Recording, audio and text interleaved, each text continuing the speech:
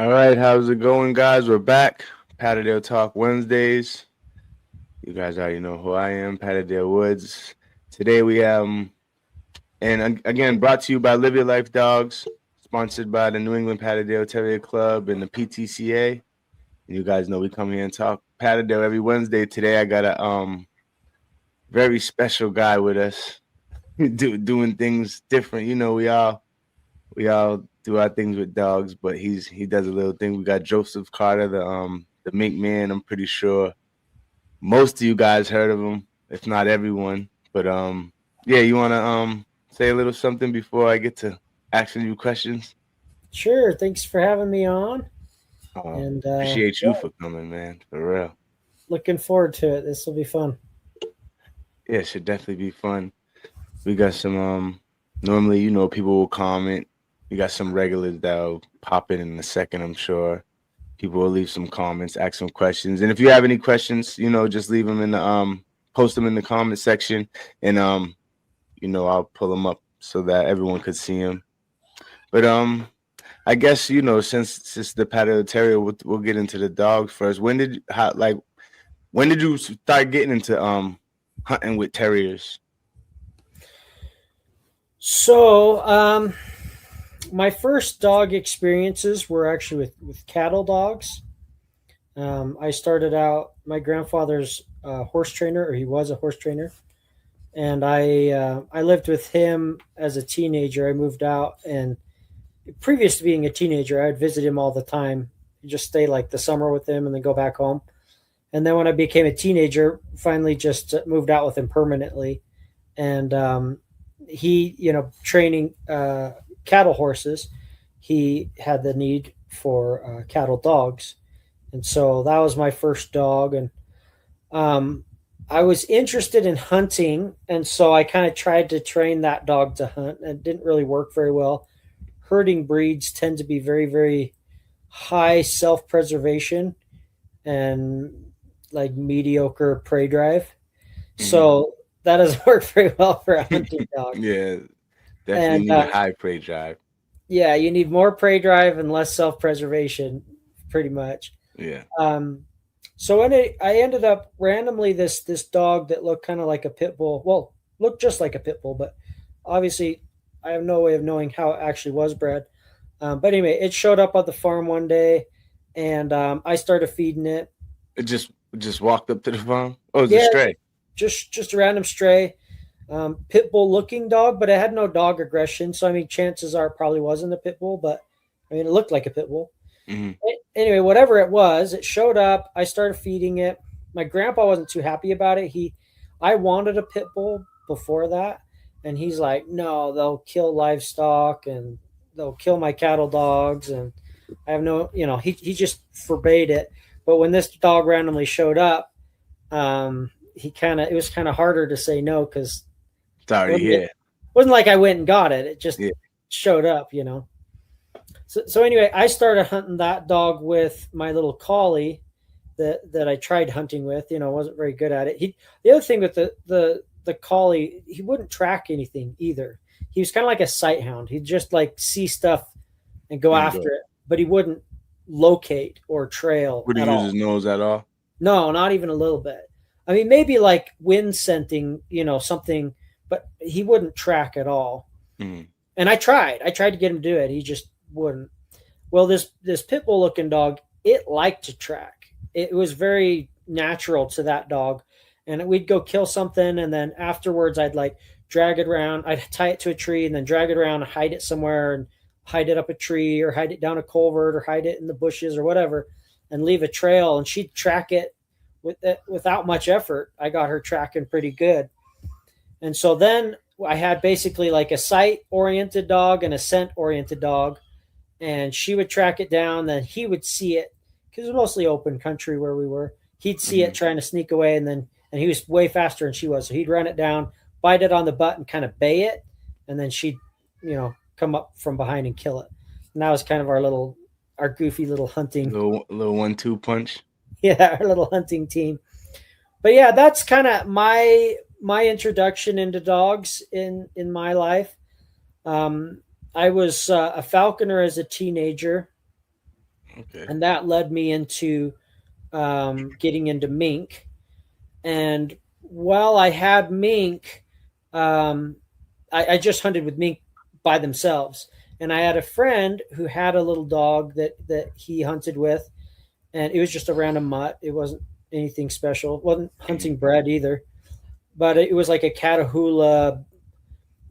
So it's supposed to be a Catahoula cattle dog mix, but we think it was a Catahoula bull because its head was kind of big and stocky, and the sucker didn't like it would kill raccoons. It wasn't soft at all. And you'd think a Catahoula cattle dog cross would be, bay and mix, and he'd straight kill stuff. So Mm-hmm. we're guessing it was a Catahoula bull. The other thing was it was a hog dog. The father was a hog dog. The mother was the cattle dog. We knew that for sure. So the mother, we were pretty sure what it was. It was a collie type cattle dog, and the father was a hog dog that they said was a Catahoula, but like we never saw him. But based off of his son, we think he was a Catahoula bull something. Mm-hmm. Anyway, whatever he was, doesn't matter. Worked out for you guys.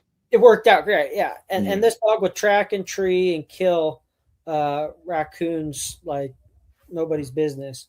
Anyway, so he would bring it with us when we go catching rats with the mink, and the dog would like locate where a rat was hiding. We could put the mink down the hole, and he would, if the rat was escaping from the mink, he'd catch it, and he just worked out great. And I was like, man, it's really handy having that dog around. Like, um, we can cover country. Like one thing we do is we go down canals, and that dog Mm-hmm.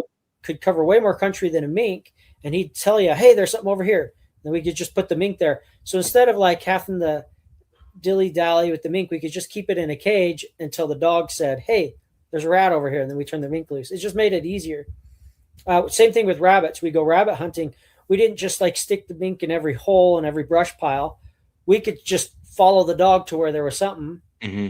and we wouldn't have to guess. Because you turn the mink loose in a brush pile, you might not get it back for 15 minutes, 5 minutes. Like, Yeah, and there's because it's nothing gonna. there. The mink's just goofing off, like chasing mice or something. Mm-hmm. But the dog could cut the corners and say, no, skip all these other brush piles and holes and other things. There's a rabbit here. So anyway, he was so useful. The dog's name was Carl. He was so useful in pinpointing where game was, catching stuff that was escaping. He was just so much fun. I was like, man, I got to get a dog myself. Um, so for a while, I just kind of piggybacked on him and just called my buddy, hey, bring your dog. Let's go do whatever we were doing. And pretty soon I was like, man, I got to get my own dog because he started getting busy and doing his own thing and couldn't come when I wanted to go. And so then I eventually decided to get a dog. And I didn't start with a terrier. I started Yeah, out. that was gonna be my question. What type of dog was that? She was a pointer lurcher. Her name was Onsa. And a lurcher, for those who aren't familiar with that term, most Americans aren't as familiar with that term. A lurcher is basically any sight hound crossed with some other working breed. And so typically what they do is they name the other working breed. So if it's let's say a greyhound crossed with a collie, they would just call it a collie lurcher. Or if you had a pit bull crossed with a whippet, you'd call it a bull lurcher. Yeah, Or I have a lecture, oh yeah, 50% Greyhound. She's 50% Greyhound, and the rest is German Pointer, Bull Terrier, and American Bulldog. She's about 7, 8 months, cool. so we're getting her working. But keep going, keep going. Not So to yeah, cut you off. my one was a pointer lurcher, which is a not as a common of a cross, but some people do them. It was an English pointer, but she actually was heavy on the sighthound side. She was only 1/8 English pointer, so at that point you could barely call her a lurcher. She's 1/8 pointer, and then the rest was like racing greyhound or hot blood, if you're more familiar with that term, hot blood, which is just a track bred greyhound, and then Mhm. stag hound, which is a coyote hunting greyhound, and I think she maybe had a tiny bit of Saluki in her, but basically she was 7/8 some type of greyhound, 1/8 English pointer. Mm-hmm. And she was a fun dog. She didn't have as much nose as I was hoping, which makes sense. She was only 1/8 pointer. I really wanted more like a quarter pointer or even a half pointer, but I mean, I didn't have very many options, so I took what I could get. And she was a cool dog, but not quite as much nose as I was hoping. When did you get your first Patterdale? Let's see. Okay, so um, I went hunting down in Louisiana. Oh, I don't know what year it was. I'd have to go look it up. But Hmm. it was a while after that lurcher. I went. Um, it would have been, I don't know, maybe 5 years after that lurcher, something like that. Maybe not quite 4 years, something like 4 that. years, okay. I went down to Louisiana and I was hunting nutria with some guys down there, and they had a little Patterdale, and they said, "Hey, um, this dog was given back to me because the previous owner couldn't get it to stop killing their livestock. He was killing like goats and chickens and stuff. And they're Yeah. like, hey, they give this dog back. I don't really want her. Like I've got my own dogs. They're like, do you want her? And I'm like, I'll be here for a week. Let's take her out and see what she's like. So we messed around with her, got her on some nutrient and stuff, and got dug to some armadillos on accident. That wasn't the plan, but she went down into some armadillo holes, and she bolted a nutria. Anyway, she was a fun little terrier. I thought, man, she's cool, and she had a little bit more of an athletic build than most pats, and Hmm. nice tight little chest, could really wriggle into places. And I worked with her a little bit. I'm like, I think I could break her to the mink. She was like, I don't remember. I think she was older than one, but younger than two, so like 18 months or something like that. Um, like quite a bit older than one, not just like 14 months or something. So she'd have been like 16, 18, 20 months old, something like that. Um, she had killed mink and, like I said, killed livestock and with the previous owner. But I was like, you know what? I think I could break her to him. So I took her home, just got her introduced to the mink. Basically went, kill a rat, good girl, kill a rat, good girl, ignore that mink. Did that over and over again. And then pretty soon, I was doing artificial setups in the backyard with, little wood piles. I'd put a rat in it, turn her loose in the backyard, and let her just get frustrated because she can't get to the rat. Hmm. Trying and trying and trying, can't get to the rat, can't get to the rat, can't get to the rat. Can't. And then I'd come over with a mink and turn the mink loose in there. And I'd have the mink like on a string so it couldn't just like go in and kill the rat. It could just scare it out. And then the rat would come out. She'd get to kill it. She's like, oh, cool. That. Because at first she was kind of like a little scared of the mink. She's like, oh, I get in trouble every time I look at that mink wrong. Hmm. That, And, that, but I fed her as many rats as I could in between, so she didn't get scared and think she couldn't grab anything. I didn't want her to get. she just had to learn to separate Yeah. the two from one another. Yep, this animal's a no, this animal's a yes, this animal's a no, this animal's a yes. And then pretty soon combine them together. Okay, this animal gets the one out that you can kill. And yeah, just little by little broke her to the mink. And then I had to then break her to chickens and sheep and things like that. And And is that yeah, what you do with like all your dogs when it comes to getting them used to the mink? I know people with ferrets, like if they get a new puppy, they'll do stuff to even where they'll have like the ferrets and the puppy eat together. I don't do anything like that. Mink are too Mm. mean for that. They try and eat the Yeah, puppy. But yeah, um I makes mean sense. straight up have to make sure the mink don't eat the puppy. Like they're mean. Yeah. Um but yeah, I just take them on leash, and so the mink can't grab the puppy and the puppy can't grab the mink, and let them walk together. And if the puppy gets prey like focused, then I'm like, depending on what stage it's at, I'll either say no, don't do that, or I'll just be like, hey, he can't be around the mink for a while, because I the last thing you want to do is accidentally make the dog think he's not allowed to get stuff. Yeah, you don't wanna cur them. Yeah, you don't want him to be convinced, oh, I'm not allowed to kill anything. So if if it's too early on and they're showing pretty intense prey drive towards the mink, okay, you can't see mink anymore. I'm gonna get you solid on what you can kill. So you've And got that in your head and you know you're allowed to, and there's no confusion. Then I'll bring you back to the mink. and let you learn the separation between the two. Yeah, because the last thing you want to do is tell them no, no, no, no, no, and then you go to get them on a rat, and they're like, "Okay, I won't do it." They're like, "No, no, this one you can." No, you told me no. So you have to be very cautious, in my opinion, to do it right. You want to have 10 yeses for every no. Mm-hmm. And so it works two ways. You've got two different types of dogs. You've got dogs that are so driven that you tell them no and they just give you the middle finger. They're like, I don't care. I'm going to do what I want.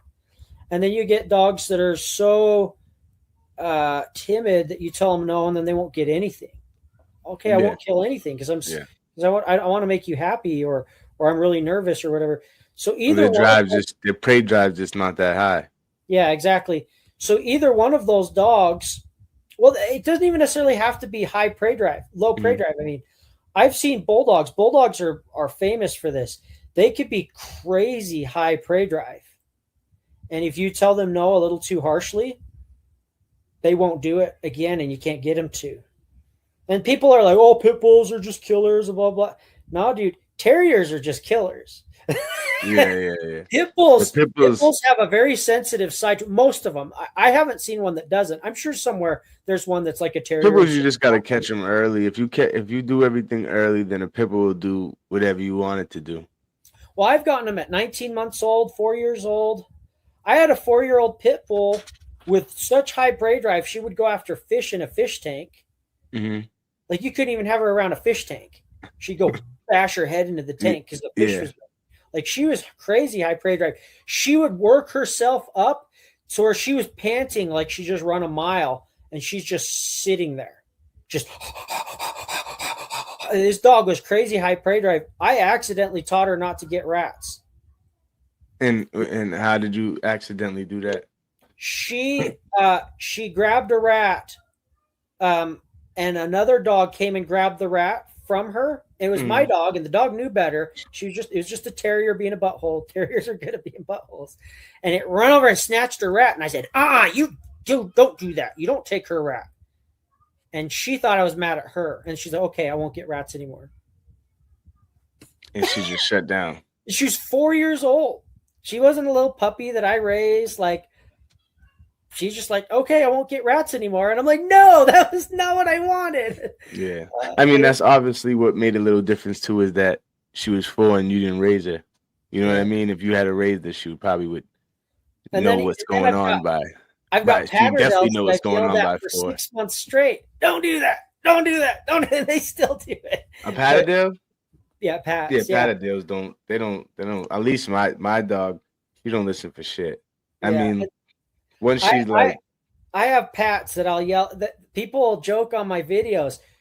Gypsy out is the #1 comment in this made in this video. Gypsy out. Gypsy out. Gypsy out. Yeah, it is though. You do say it. Have they ever? I wonder if did they ever do one where they counted it?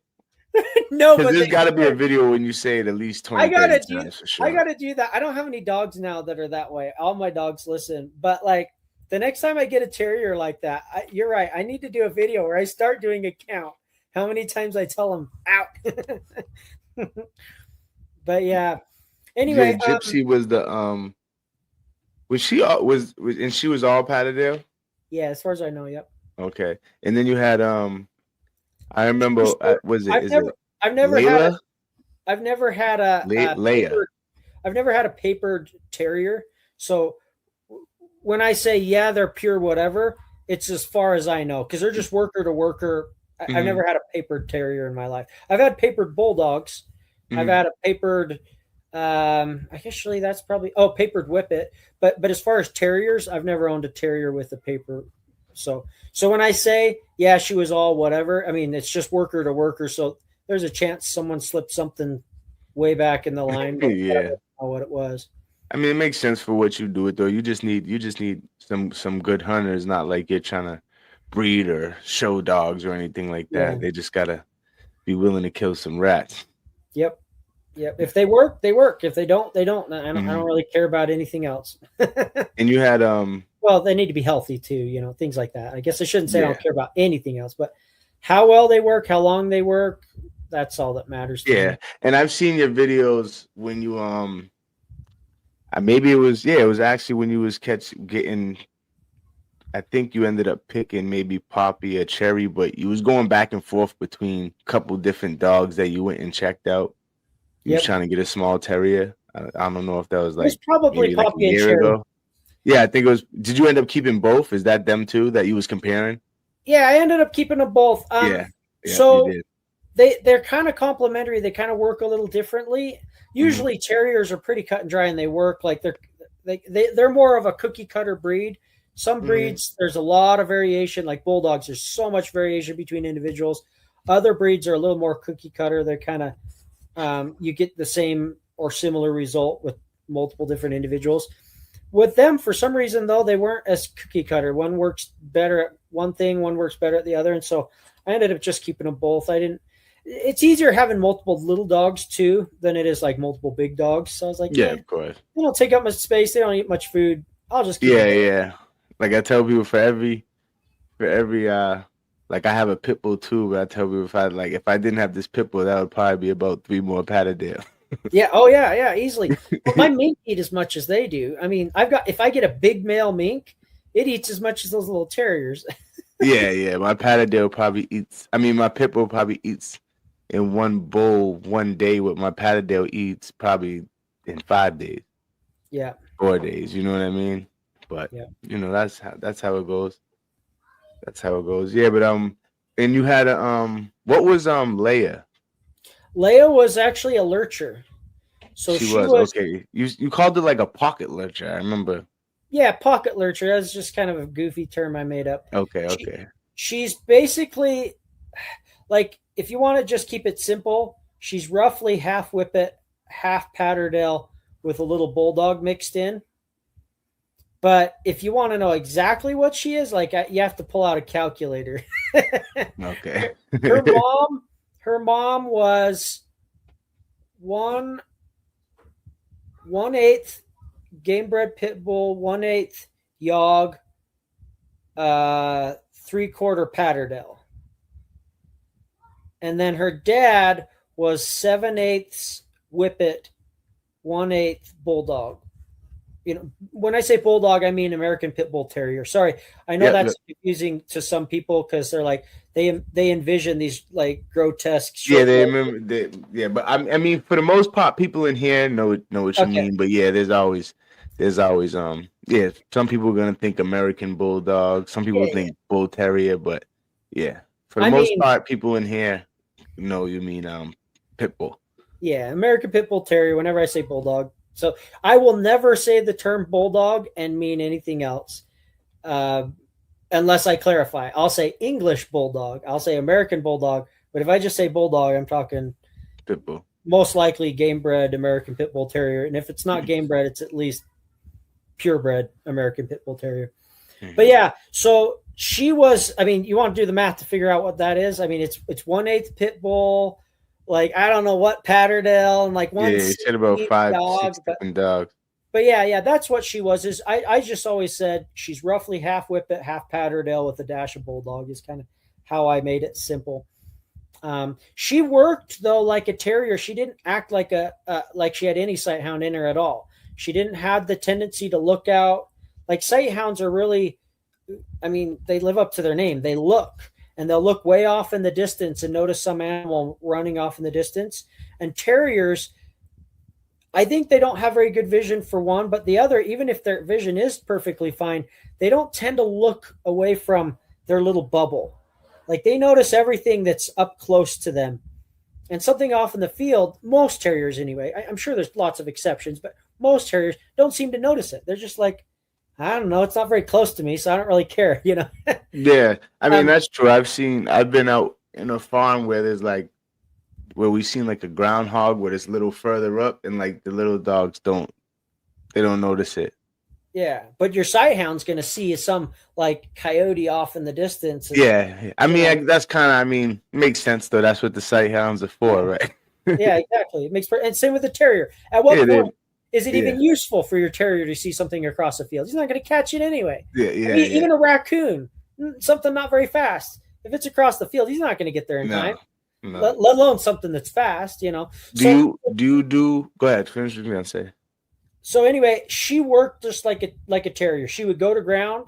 She would shove herself in a hole. She was tooth to tooth with a raccoon till she wasn't like hard. I would say she's pretty hard for most people. Most people Mm, don't have very hard terriers. Like they say they do, and then when you go to work with them, they're not that hard.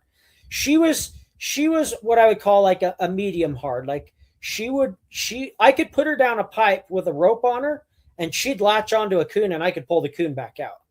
mm-hmm. So I mean, there's a lot of terriers that won't even do that, and she was Yeah. only half terrier. Um, but like if she did get hit hard enough, long enough, she would go back up and start baying. She wouldn't just stay in it until she was a total mess.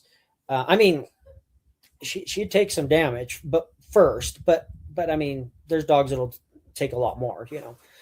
And Um, do you think that's you would you rather a dog that just goes in and stays and doesn't matter the amount of damage it takes, or you rather have something that backs off a little, maybe? So it depends on what I'm doing and the size of the dog. If I've got a teeny tiny dog like cherry poppy size, I do not want them to be hard. Absolutely No, not. yeah, yeah. That's There's no value in that well, at all. well. They What need to if? be hard enough to not flinch on a rat, right? You grab a rat, it wraps up on your face and bites you, just chew it up. Don't let it go, Mhm. right? But if you're grabbing anything bigger, So bigger what than a about squirrel or earthwork as rat, far as like a groundhog? what's that? Like, say, what about earthwork? And Yeah, like a do you groundhog. do yeah, like as far as like a groundhog, like you would something like a groundhog when it goes in there, you want it to grab and hold, No, or I the want groundhog even just gonna get even a away, groundhog, even a huh? muskrat, even a groundhog or a muskrat or something not that big. No, I want for something that little. I want them to just stand back and keep it there. How Pat, what's pat, the pat, weight? pat, bark, bark, bark, bark. If it turns around, get a mouthful of fur. If it goes back to bite you, step back and bark, bark, bark, bark, bark, bark, bark, bark. If it turns around, get a mouthful of fur. If it Oh, goes so you back to like the bite you, let baying? go. Bark, bark, Yeah, bark. we don't. We like to over here we like the patterdales that go in the hole and just engage. Yeah, and so for me, I got to work them the next day, and the day after that, and the day after that, and I don't want them laying up. Yeah, yeah, yeah, So I've got bigger guns for that. That's what my bulldog's for. yeah, yeah, yeah. So Well, she, the bulldogs, and we all have them. The problem is they just can't get into to get in these groundhog holes. It's oh you yeah, need a dog that's like maybe 10 to 14. After that, it gets kind of too big. oh for sure, yeah. There's no way they're gonna fit down a groundhog hole, not even a little bit. But we out here we've got a lot of bigger dens, so like Hmm. beaver holes. Obviously, everyone's got like culverts and irrigation pipes. You guys probably don't have irrigation, but we have irrigation. So a lot of places they're trying to drain their fields. Like if you're going the Midwest and the South and stuff, they're trying to drain their fields. With the West, we're so dry. We're trying to bring water to our fields because we don't Uh, have enough rain. And yeah. so the farmers have all kinds of different apparatuses around the farm to bring water to their crops. And you end up with raccoons and what we don't have woodchucks. We have what's called rock chucks. It's basically the Western version of a woodchuck. They're a little more colorful. Let me look Or it really, up. really, I should say a lot more colorful. They're slightly smaller, but not by much. Just they're slightly smaller, and they're more colorful, and they're close relatives. Yeah, Anyway, shit. you get rock chucks, you get raccoons, you get different foxes, different stuff hiding in those irrigation pipes, and a lot of times they're big enough to have a bigger animal than just like a little terrier, and you could send either a real big terrier or a real small pit bull or something like that, And and they these could get these down. rock chucks, they They look like little they look like groundhogs with smaller heads. Yeah, they're very similar. Very similar. How Uh, much do they weigh? the I'm not biggest sure. one I've ever caught, oh, I seem to think it was about 13 or maybe just under 13 pounds. But that's the biggest one. That's not like normal. I'm just saying that's like the biggest. I don't even know what their norm is because I don't catch them enough to be able to give you a good idea. Yeah, it says I, right here 3.5 to 11 pounds. So yeah, they're a little smaller than I think groundhogs get about 15. yeah, if you got a 3.5 pound one, I mean it's still growing. That's Yeah, like that's that's like a a big small muskrat. squirrel, right? Yeah, I mean that that would be. I don't want to say a baby, but it's not. I wouldn't think it's an adult. No, no, definitely not. I would say more like I don't know, 7 pounds would be a smaller adult, 6 even maybe, but definitely not like under 5. Anything Yeah, under yeah, 5, I would. 3.5, they're And I definitely don't. I small. honestly don't catch enough for me to really be saying this. But if I had one that was 5 pounds, I wouldn't think it's an adult. I'd be like, this thing's a baby. Um, but I don't Yeah, I catch don't them think. all the time, so it's not like I have hundreds and hundreds to go through and say, oh well, this is how big they normally are. But yeah, they're just a little smaller than than a woodchuck or a groundhog, whatever you want to call them. Very similar in every way. Um, j- the biggest difference is their color, and there's quite a bit of overlap in size. They're not a big rock chuck is gonna be almost as big as any woodchuck you'll see. So. But yeah, so we'll end up with stuff like that down in these irrigation pipes or in culverts or rock piles or wood piles and things like that. And you can sometimes get away with a little bigger dog or a lot bigger dog depending on the scenario. And then especially when you get beaver dens, I mean that you could send a mastiff down a beaver den. You're not you're not worried about size most of the time. I Yeah, can crawl in some of these beaver dens. yeah, yeah. Um, so I mean, it depends on the den. There are tighter dens for sure that you want a smaller dog. Smaller meaning smaller bulldog. I don't mean smaller terrier.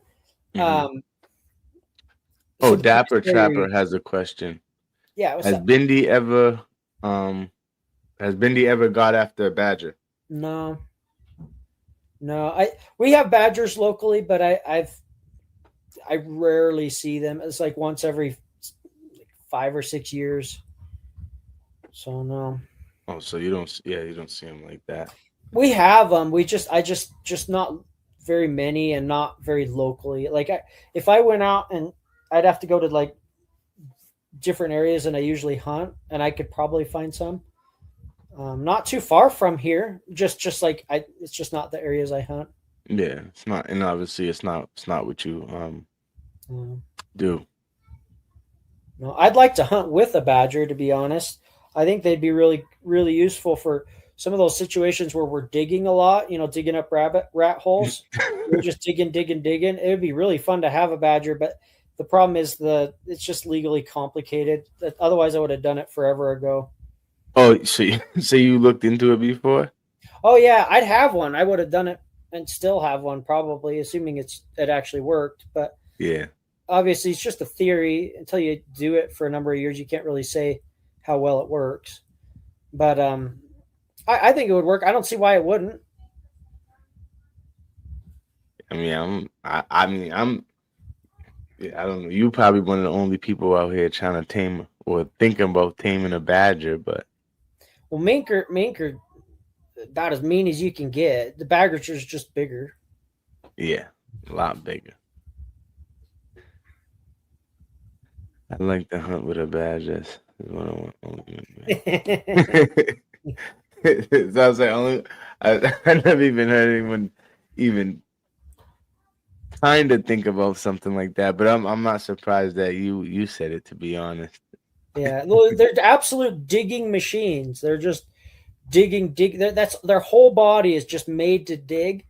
And there's days on certain jobs, and to be honest, it wouldn't be something I'd use on a regular basis. I don't think. I think it'd be very specific jobs. But when I get on one of those jobs, literally that's all we're doing all day long is we're just digging up rat holes. And my dogs will dig and dig and dig, and they're dogs. Dogs are not made to dig. Even Yeah. terriers, people are like, oh, my terrier, my dachshund or whatever is a digging machine. No, they're not. They're Yeah. not digging machines. Their paws are little round things with these little short claws. Badgers are They're digging machines. digging. They're good at digging for like their size and for dogs and what they are. But yeah, Yeah. they're not. They're I not mean, moving. a badger's paw, a 15-pound badger has a paw bigger than like a 90-pound dog. And it's got claws longer than any dog on this planet, unless it's just been horribly neglected, And and their muscles, everything on their bodies just made to rip up the ground. Yeah. Oh yeah. Anyway, it's all theory, obviously, until I actually do it. But I think I could do it. I found someone who's trying to get a mink. It's like a mini zoo, and they want to get a mink. And so I'm gonna go. I'm gonna see if I could partner with them and see if maybe they could get the licensing, and I could work the badger, and I'd be like a Trainer. employee or whatever, a Yeah. trainer or whatever for them. And so basically, it would legally be the zoo's badger, but I would go and take it on jobs. If we could work something out like that, I don't know. It's all up in the air right now. So I've tried this with another organization, and they just never got their licenses, so we never went through, and not yet anyway. This Okay. other one, it sounds like they already have their licenses because they have otters and stuff. So, and wolves and like coyotes, a bunch of stuff that are typically not very Yeah. like the general public can't own. So I might be able to just get a badger through them, and then I'm like on their roles as the trainer. And Yeah. From I what I understand, it's like, isn't it kind of, isn't it not? I mean, I never got it, but wouldn't it be harder to get a like a license to have otter than badger, or am I well, they mistaken? are non-native otters, so I don't know. I don't know. Maybe the badger would be harder. But if they can get non-native otters, why not non-native badgers? So Yeah. either whichever is easier. I don't care. Get a honey badger if it's easier to get the non-native type. Get an American badger if it's easier to get the native type. Whatever is Mhm. easier, I don't care. I think they're both digging machines. The American badger is a little more specialized digging machine, whereas the honey badger is a little more of a generalist. Like they can climb trees and a bunch of other things too. So, but I think either one would be way more advanced digging machine than dogs and me. Yeah. Like I honestly have dug. I've gotten down and dug with my hands because sometimes you can't use a shovel or you'll collapse the burrows. And so Yeah. Same sometimes you thing with when you're doing the earthwork with the Patterdales for great groundhogs and stuff. Sometimes you gotta, depending on the angle of the hole or where you're at, sometimes you just gotta get in there with your hands because yeah, a shovel might not angle right, or whatever the case might be. yeah, certain soil types you have to use a shovel. Other soil types you cannot use a shovel. Yep, Some that's it's true. like you kind of go back and forth, shovel, shovel, shovel, hand, shovel, shovel, hand. It just depends on the soil type. But there's some soil types where I'm literally down there sticking my hand in the hole, ripping it up, sticking my hand down, ripping up, and that's the only way to keep from losing the hole. And I'm just like, and I'll do that motion, just like hand down, rip it up, hand down, rip it up, until my arms are just like sore. And half the time I've got like bites on my fingers or scratches on my hands, and I'm down there, man, it's exhausting. It would be really cool to have the badger do what it does anyway in nature, just Yeah. fly through that dirt. And then I would assume they've got some type of sensing abilities. Probably I would assume sense of smell, but maybe some other able to feel vibrations or sounds or hear sounds or something. I don't know. But Uh-huh. I'll bet you with them being such a specialist at digging up prey, they probably have abilities above and beyond what the dogs do to locate where to dig as well. Yeah, definitely. I definitely think they do they would have the vibration thing, because isn't that what like moles use? Isn't moles kind of like all nose and like they can't even see or something? It's just all vibration and nose, Yeah, I guess. exactly. So I would assume whether it's just hyper strong sense of smell or something, I'll bet you badgers have abilities to be like, hey, there's a rat here. Whereas the dogs, like, I'm not sure because you think about it in nature, how often are canines digging things up? Like it's a very small part of their repertoire. Of course, they're a lot better diggers than like cats.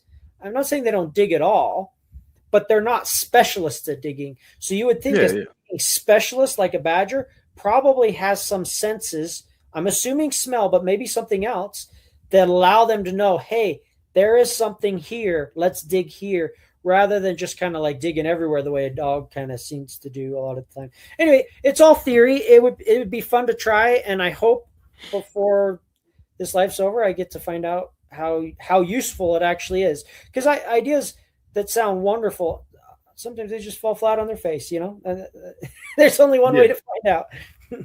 Only one way to find out is to, yep, try it, see how it goes. Oh, here's So another question. Mink Man bred Bindi and calls her a working bred pit bull. Is he gonna make his own bloodline of working bred pit bulls? so Probably I not, didn't. because you said you really don't do the paperwork or know the bloodlines or anything like that, right? I do with the pit bulls. So Bindi, I did not breed her. I acquired her from a gentleman down in Texas, and she was bred to do what pit bulls do, and then I trained her not to do it, Hmm. and focused her drive towards prey, rats and raccoons, and not towards what her natural inclinations are. Hmm. And she's great at it. She has no. I Yeah, mean, I watched plenty of videos you have in Bendy's. Yeah, you can't. I mean, she's just doing her thing. she's flawless. I mean, she won't Yeah. squabble. She won't. She's honestly a little bit too um, polite. She's like, "Oh, is that your rat? I'll let you have it." It's like, no, that dog's about to lose that rat. That dog's a piece of crap. Don't honor that dog. Get in there and kill it for him. You know, she's very Hey. polite, very, very polite. But I would rather that over the boisterous stealing rats from other dogs bullcrap. I hate that. I Yeah, really and hate it. with pit bulls, with it can turn anytime it could turn into a Yeah, I just snatch the dog up because I yeah, want his rat. You know what I yeah. mean? We'll grab the dog and the rat too. Yeah, Yeah, yeah. yeah, So I would rather her be a little over polite. With her being the muscle of the group, I'd rather her be a little over polite rather than definitely. um, over aggressive. So yeah, but she's an absolute angel as far as I'm concerned when it comes to manners with other dogs. Um, Now I have bred Bindi. If you're watching my channel, that's a new development Yep, over the yep. last few months. I went and bred her to a very select male. I was extremely picky on who I bred her to, and the pups are looking great. I don't really plan on having a line of pit bulls necessarily, but what I would like to do is, assuming the female I picked out, as good as good as I hope, I will Mhm. then breed her to another male somewhere down the road. Well, and just kind of on the matriarchal side of things, I guess I'll kind of have a line, but I don't know. You could loosely call it a line breed, like, but not really, because I don't know that the males I'm choosing are necessarily going to be that closely related. So no, Yeah, and it's gotta be like to get to officially call it your own line, you gotta have like three both sides. generations in. Yeah, you gotta have both sides and you gotta Yeah, be like three and generations in. and I'm going to be one sided only, so Yeah, yeah. you couldn't So really call it my line. you'll be the breeder. You'll be the breeder or the person that bred them, but it wouldn't really be considered Yeah, your line. on the bottom side it'll be all my stuff. The top side it'll be some fancy dogs. I'll tell you what though, 'cause I'm a picky guy. Yeah, I've I've seen got that in some of your videos. I've got a guy that I'm if I can talk him into it, I'm gonna put some old school, been in the freezer since before I was born kind of stuff. But I think I might be able to talk him into it with this female that I've got because with who her sire is. So we'll see if I can really talk him into it. I can't say any names because the minute Mhm. I say what dog we're talking, but he's got every title a dog could ever have, and he's old school. Like I said, his sperm's been frozen longer than I've been alive. So, Okay. but yeah, we'll see if that ever happens. If it ever happens, you guys will probably never know, because I won't be able to say the dog's name. But anyway, we'll see if that happens. But this time around, though, I didn't go back in time, but I bred to the best thing living, as far as I'm concerned. Um, as far as I'm concerned, he's the modern day Jeep, the modern day. And pick your great that you want to name. He's a producer of producers. So anyway, we'll see how these pups turn out, but I really like what I'm seeing so far. Really smart, athletic, confident little pups. And of course, there's only so much you could tell from a pup. She might be a total flop, but I mean, for a puppy, she's looking really good, and her brothers too. I mean, we can only, you can only hope for the best with the Patterdale Terrier, any dog that whatever you're trying to do with it, you get it, and you do your best with it and hope for the best. You know what I mean? Yep, that's all you could do. My thoughts are going. He wants a hint. What does he want to hint at? What I bred her to? Yeah. No, I think he wants a hint on what the Patrick. What you're trying to. What you're trying to breed Bendy to, which the old fashioned, the old blood chosen before you. But let me think. Okay, I've got the perfect. Don't say too much. You don't want to ruin it for yourself. No. Because if the guy finds out I'm talking about it, he'll be like, "Oh, hell no." My point exactly. So let's just say the dog's name, and don't if you can guess it, don't say, "Is it this?" Okay, you guys just keep it to yourself in your heads. Okay, so the name of the dog, he has every accolade a dog could ever have of the highest level. I mean, not like tornado stuff. Obviously, there's only like a couple dogs in the world who've ever gotten that high. Mm-hmm.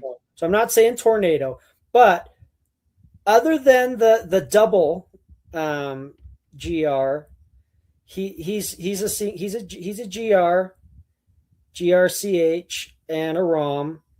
And his name is the same name as an animal that I think would be really cool to have. And if you can't figure that out, then I can't help you. So anyway, and it's so up in the air, and I might have just ruined it by giving that much detail. So we'll see. But yeah, the sire that I bred her to, like I said, he's an extremely consistent producer, and I'm really excited to see what he throws in Bindy's pups, because Bindy's a pretty cool dog. Was there a terrier that got stolen from you? Oh, nice. Yeah. Yeah, there's not really anything to say on that. People are pricks. I was out hunting along in a public area, doing pest control, I should say, rather than hunting. I mean, it's the same thing for me. Hunting and pest control is one and the same a lot of times for me. But anyway, I was doing pest control along a canal, and that section of canal was near a hiking trail /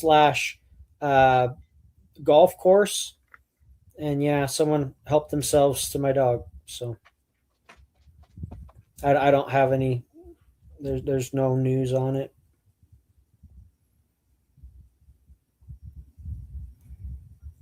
And knowing people, yeah. Anyway, I can only speculate.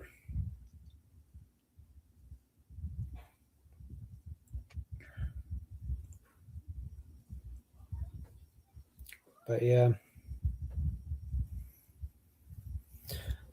One of the cool things I'm liking about these little pups that Bindy had is they're really, really smart. They they have that high desire to please that Bindi does, to the point where it's, it's almost a flaw. You got to be careful not to hurt their feelings or something. But a lot of drive, really high drive. Both the female I picked and the male that my buddy picked have seen raccoons. We won't let them touch them, like even the dead body, because they're still being vaccinated. They're so little they don't have their full vaccination yet, but they'll scream their head off at a coon, just squirming to get out of your arms and going bonkers. And they're just a tiny little puppy. So I'm excited. Here, just a couple more weeks, we'll let them start chewing on a dead coon. So what we'll do is we'll go out hunting with Bindi, or do a pest control job with Bindi, whatever we happen to do. And then when she gets on it, we just hold them back off the ground. We don't put them on the ground with a leash just in case something happens. So we hold them up off the ground and just let them watch. And then when she finishes it, then we'll let her chew on the fresh one. Well, it's still warm, but no longer a threat. And they're dying to do that now, and they're just, like I said, they're not even done with their vaccination schedule. We can't even let them chew on the carcass yet. They're just screaming their little heads off. So, but that's how Bindi was too. Bindi was the same way. She was.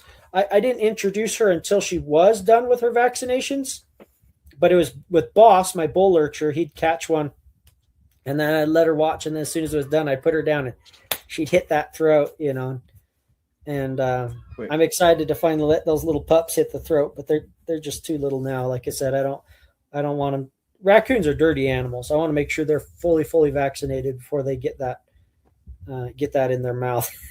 Yeah, don't want any mistakes. People talk about rats being dirty, but raccoons are way dirtier. You think so? Oh yeah. Way worse parasites, at least for a dog, as far as a dog's concerned. Yeah. And people too, because raccoons carry rabies, but rats don't. Rats don't carry rabies. Yeah, was it rats and possums, right? Well, any small to medium sized rodent. So I think woodchucks are about the smallest rabies carrying rodent. Everything smaller than a woodchuck shouldn't be able to carry rabies. I've heard lots of theories why, but I don't know that anyone really knows. But like muskrats, squirrels, rats, mice, none of them are a rabies risk at all. Some people will say, oh, well, they're too small, but that's not true, because bats carry rabies like crazy, and they're way smaller than a rat. Yeah, that's true. And weasels can carry rabies, and they're smaller than a squirrel. So it's nothing to do with size. I don't know exactly what it is, but bigger rodents like woodchucks sometimes can carry rabies. Beavers have been known to carry rabies. But anything smaller than a woodchuck, if it's a rodent, an actual rodent, and not smaller any other animal, because there's like skunks are smaller than a woodchuck, and they're crazy high rabies carriers. So you can't. So it's got to specifically be a rodent and smaller than a woodchuck, and the rabies risk is almost nil. Can you say the name of the living dog you bred to? No, I'd rather not. All right. He's I'll give you some hints on him. If you could figure it out, good on you. He's black. He went at 33 pounds. He's from Ukraine originally, but he's known worldwide. He's got dogs on the ground. I don't, maybe not worldwide, but many parts of the world. There's I should be able to do some play on his name. Let me think. His name. Now, come on. Let me think of a little riddle with his name. A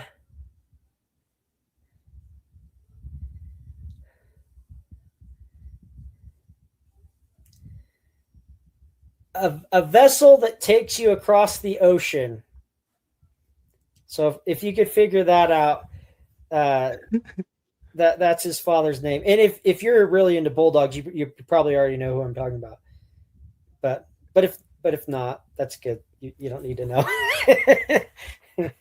Which, by the way, I'm not in that world at all. As you see, my dogs are completely dog broke. I'm not in that world. I don't have anything to do with it. But when I'm going to get a working dog, I want the very best of the best athlete, and competition's the only way to produce that. So, yeah. Some people might have a clue. yeah, if you know very many, yeah, people will figure it out. Oh, so basically, yeah. Sorry. Yeah, the story of the terrier. Yeah, so that little terrier, her name was Gypsy. I got Gypsy from a friend of mine. Um, I was needing a little terrier and didn't have one at the time. Leia was the smallest dog I had, and she's 21 pounds. So I mean, not a very small dog. I mean, not a big dog, but not a tiny dog for sure. 21 pounds, and I needed something tiny. And I had a job in a attic where there were some raccoons, and the attic down where it got real tight, they would just avoid us and go down in this tight area. And the raccoons were trap broke, or trap shy, whatever you want to call. They'd been trapped in a cheap piece of crap, have a heart, and then broke out of it. And so they knew what a trap was, and you couldn't get them in a trap. They'd also been caught in some other style trap, I think, if I remember right. This was years ago, so it's hard to remember. But basically, the homeowners tried to do the job themselves and educated the raccoon in every way to avoid being trapped. So we couldn't catch this raccoon. They couldn't catch a raccoon. Nobody could catch this raccoon because the homeowners tried to do it first with cheap piece of crap have-a-hearts from China, that just fall apart. Yeah. So anyway, that raccoon could not be caught any other way. And every time they tried to seal up the opening into their attic, she would just rip their house apart, finding new ways in. And so it was just an absolute mess for this family trying to get rid of these raccoons. And so I was like, man, I need a little dog to get in that little tight crevice where the roof kind of met and got real skinny, and they were just getting down in there. And I didn't have that little dog at that time. My little so back to my first terrier. You guys probably wonder, well, what happened with her? My first terrier, her name was Gremlin. She was the one I got down in Louisiana, brought home. She was a great little dog, but she had what's called coonhound paralysis. And nobody knows for sure exactly what coonhound paralysis is, but according to my study, the best way I've heard it explained is it's basically an allergy. Because not every dog can get coonhound paralysis, and not every raccoon can cause the reaction.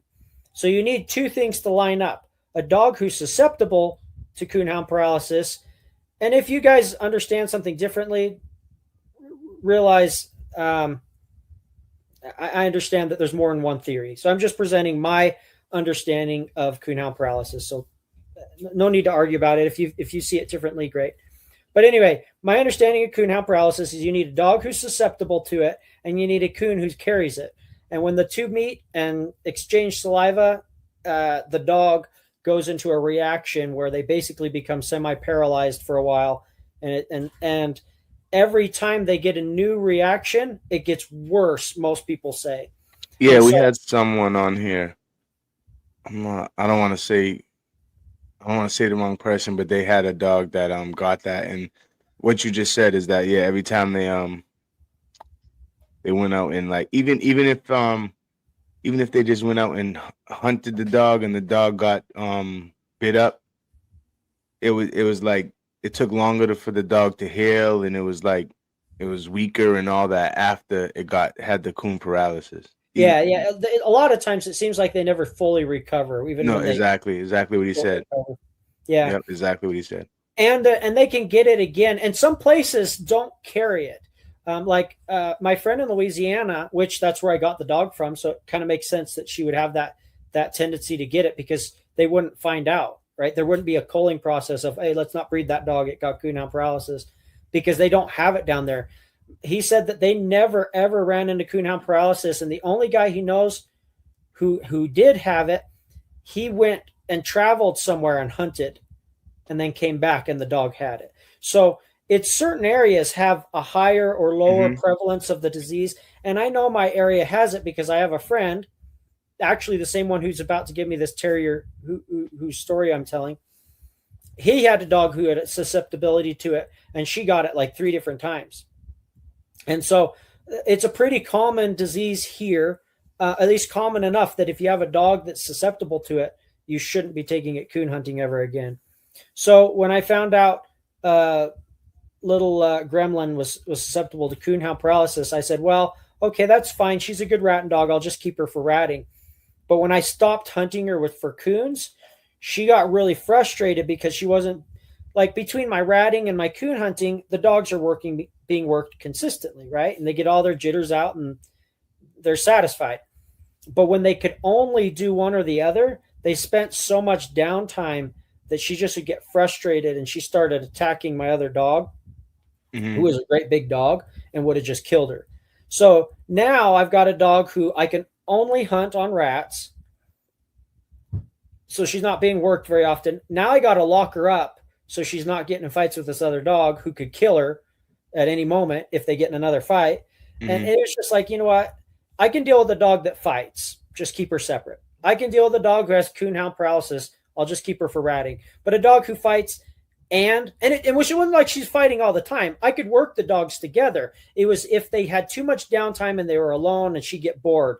That's when problems happen. When they're working, they're occupied. Yeah, it wasn't like a constant problem. It was just, it would be a random, like she could go 6 months without an issue.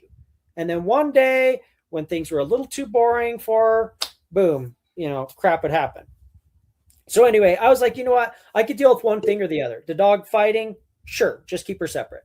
The dog having susceptibility to the coonhound paralysis, that's fine. Just don't hunt raccoons. But when I had a dog who had both in the same package, I was just like, you know what? It's not fair for this dog just to be locked up all the time. I'm going to find her a new home. And so I sent her to a guy to hunt foxes back east.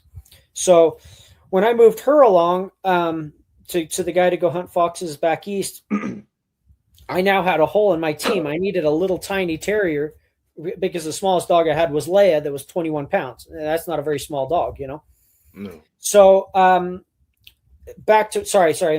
I realized I hadn't explained that part. So back to the story. So I had this job with the raccoon that couldn't be trapped, trying to get it out of the attic.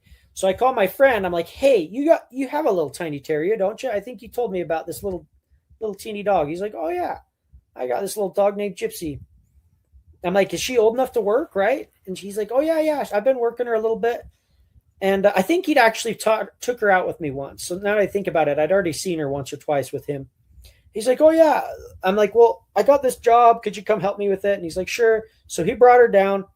We stuck her in the attic, and she squeezed right down in there and got the coons out and worked great.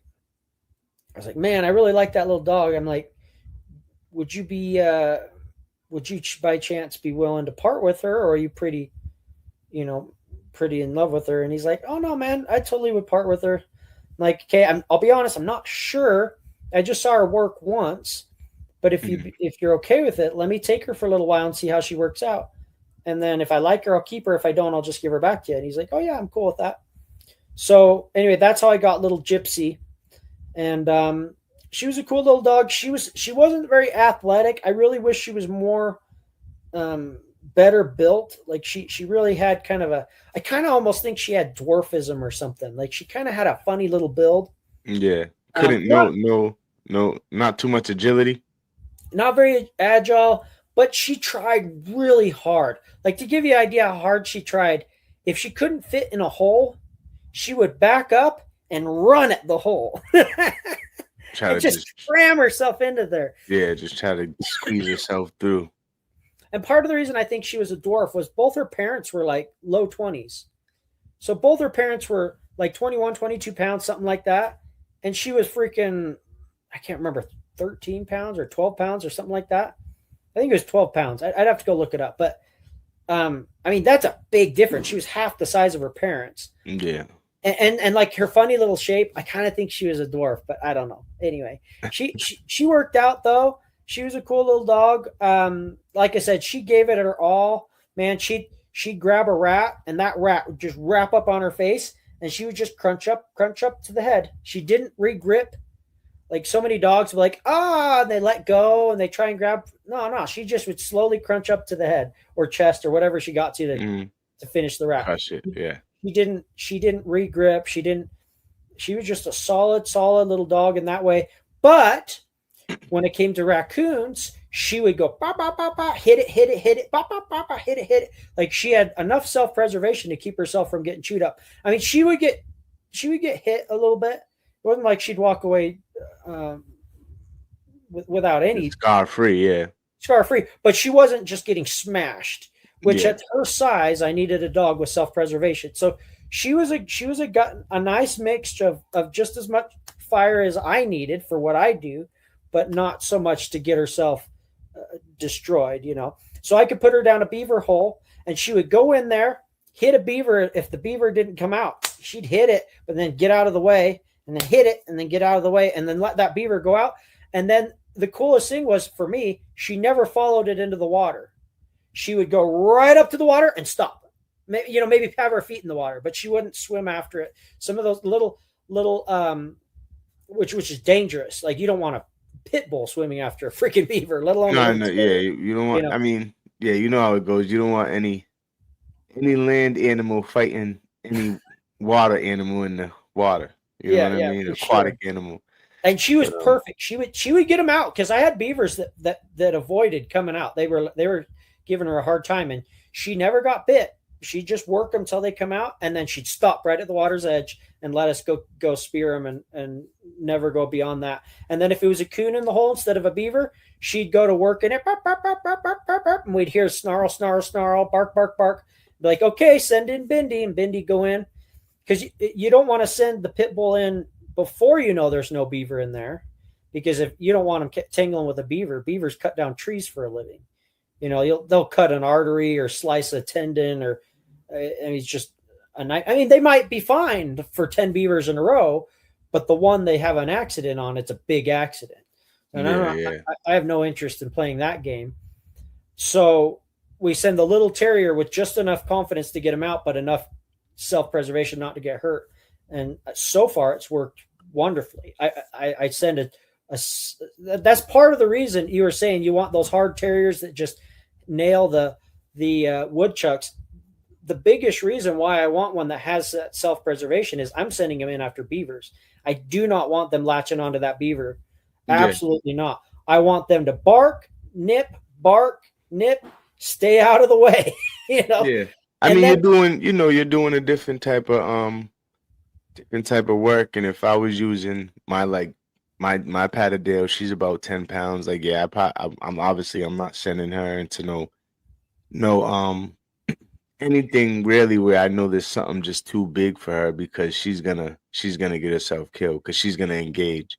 You know what I mean? So It's a beaver, a big badger, fisher, or whatever. She's just gonna engage and try to shake it up like she normally does. But obviously she's not shaking up no no beaver or anything. But yeah, that's kind of like, I mean, most people I know with Patterdales have several of them, because like you said, you could like, boom, okay, you've been waiting all winter for the summer comes so you can hunt when it's hot. The groundhog season came, and you went out hunting one day and your dog gets beat up, and now your dog's down for a month and a half.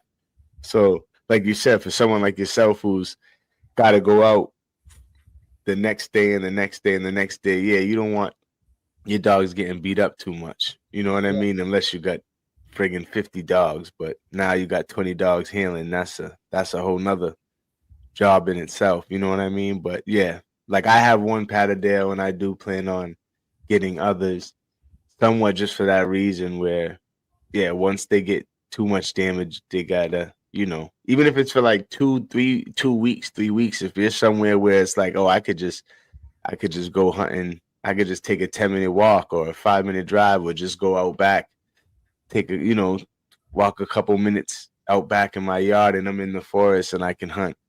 It definitely sucks when if the one dog you got doing the earthwork is down, and you can't do anything for 30 days or whatever. So I understand where you're coming from too, as far as like, you don't want them to engage. And at the same time, we're using them for earthwork. You know what I mean? We're not using them for beaver dens and things like that. So, Yeah. but I Yeah. definitely noticed that people have several Patterdales for that reason, because you might have 6 Patterdales and 3 of them might be down for a month and a half. You know what I mean? So. Yeah, and my position, I really want as few dogs as I can get away with. I want one dog for this, another dog for that, and another dog for this, and then that's it. Yeah.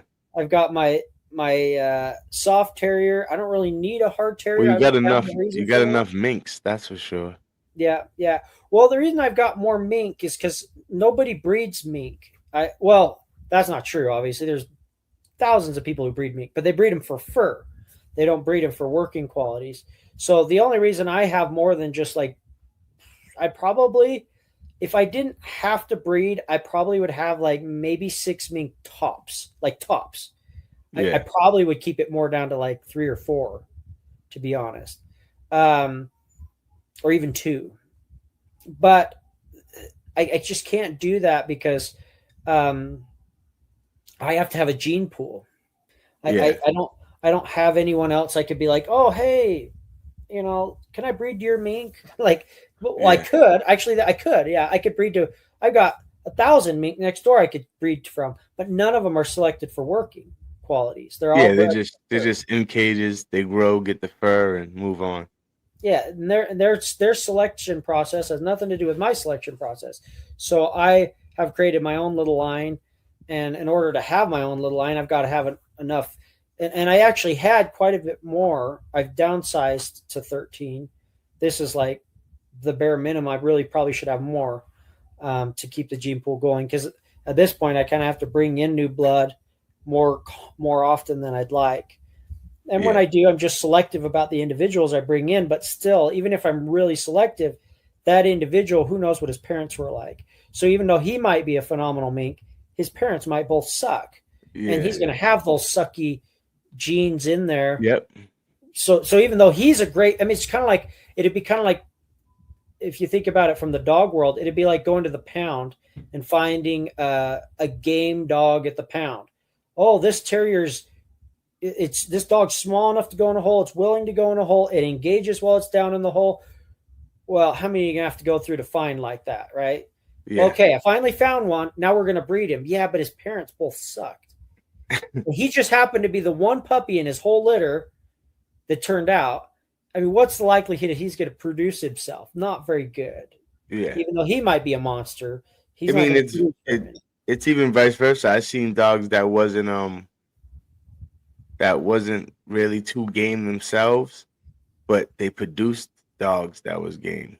Yeah, and it's because they were related to game dogs. Their mom and dad. Their father, their mother, exactly. Their mother and their father was game, but they didn't really come out game. But their puppies was coming out game because it was their grandparents had it. You know what I mean? Exactly. So you're better off breeding an individual who doesn't perform so well, but comes from dogs who do, than a dog who does perform super well, but his prodigy are all crap. Like, for example, you could find a border collie that kills raccoons. I guarantee you.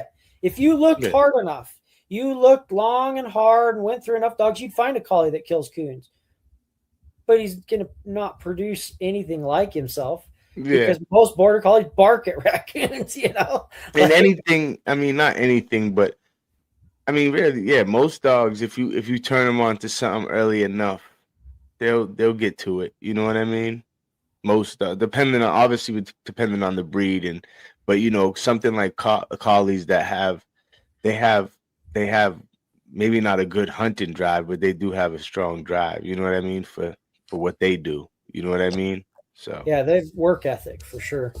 For sure. Yeah, I'd love to find a collie that would kill rats without flinching, because if you could find a collie, and I guarantee you they exist, you found a collie that would kill rats without flinching and flipping and doing all this wanny stuff, dude, you'd have an amazing dog because that thing would work all day, every day, in every condition imaginable. Yeah. Cold, heat. I mean, man, some of these dogs, some of You'd these be little fast as Patterdales, hell doing it. some of these little Patterdales are freezing to death, and it's like barely, not even freezing temperatures. You're like, you're sitting there in the 40s and they're wet, and they're like, oh, I can't handle it. Man, no collie's going to be wimping out in freaking -40 in wet conditions. Like they just don't care. No, They yeah. not just mentally, they physically can handle any temperature. Heat that would kill a terrier, they're fine with. Cold that would freeze a terrier, give them hypothermia, they're fine with. And I'm not saying terriers are weak. I'm just saying like Yeah. those herding dogs, they have to work in all conditions. And I mean that's what, and I was just about to say that's what they're, you know, that those herding dogs are bred for, you know, that they could be herding in any condition. They could be herding East Coast, West Coast, this part of the world, that part of the world, in any condition. So over Yeah. the years they were bred to handle any conditions. You know what I Yeah. mean? Where And hunters kind of have the luxury of it's almost always a pastime. I'm going to go hunting for fun. Collies, you don't go get your collie out for fun. You're like, I've got sheep out.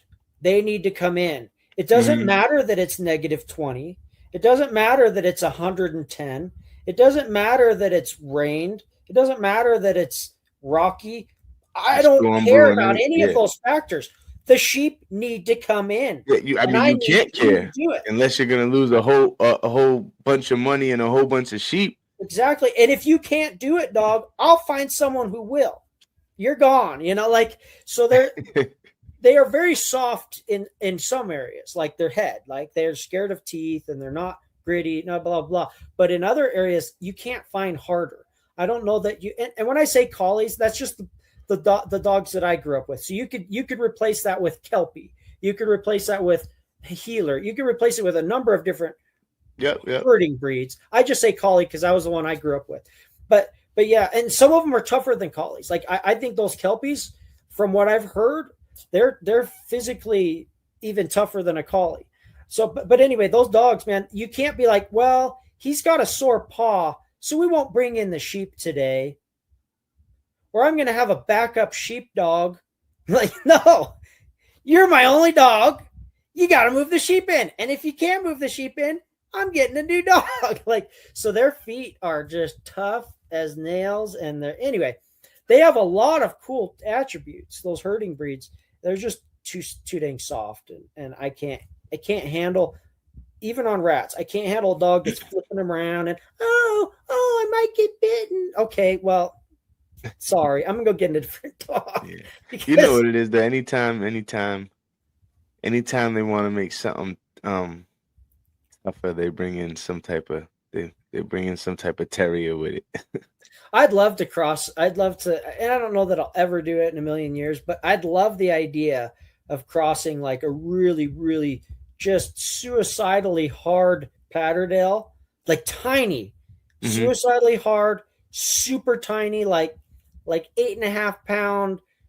Just if you put him down there and there's a mountain lion, he's gonna go chew on its tongue while he's going down. You know what I mean? Hmm. This crazy little dog. Cross that with a real nice like Kelpie or Collie, um, and then pick out the monster of the litter. Keep them long enough that you find the one that's not scared of teeth. I think that would be really cool because the Kelpie or Collie or whatever herding breed you use is going to dramatically increase the athletic ability because most terriers are really not Yeah, the athletes. Kelpie probably as far as looks, the Kelpie might be a little better. The Kelpies kind of some of them kind of look like big Patterdale Terriers, like the ears and you Yeah, know what I mean, the way their body's built and stuff like that. but I think that would be a cool cross. Get the fire from the terrier, the brains, and the athletic ability, and the heat and cold tolerance, and And then that's a big and the difference on the focus. bone structure, though. The focus too. Those herding breeds have crazy focus. They'll sit and stare and focus, just give everything their attention for hours and hours and hours. I mean, It's crazy. Like you can work one of those dogs for 12 hours and they're still like just Zoned in, yeah. hyper zone focused. Um, Yeah, I've seen and then, and like you said, just for fun, if there's dogs, something like a collie, I've seen people get those just because they like them, and it's like, yeah, if you're not, if you're not working them, well, that's not a good pet. No, yeah, absolutely not. not at all. I think there's more terriers that would make a house pet than a collie What do you feel about the Go ahead, finish what you're gonna say because because there's a lot more of them that have off switches and can mellow out. Um, but what do you? man, collies are just herding breeds in general. It doesn't have to be a collie. Yeah, they're just full of, Their brains just they always going, and their body wants to be going. And if it's not going, man, they're gonna drive you nuts. yeah. What do you think about the Patterdale as far as like obviously over here, we're we don't really we don't really encourage anyone to get Patterdales if you're not working them.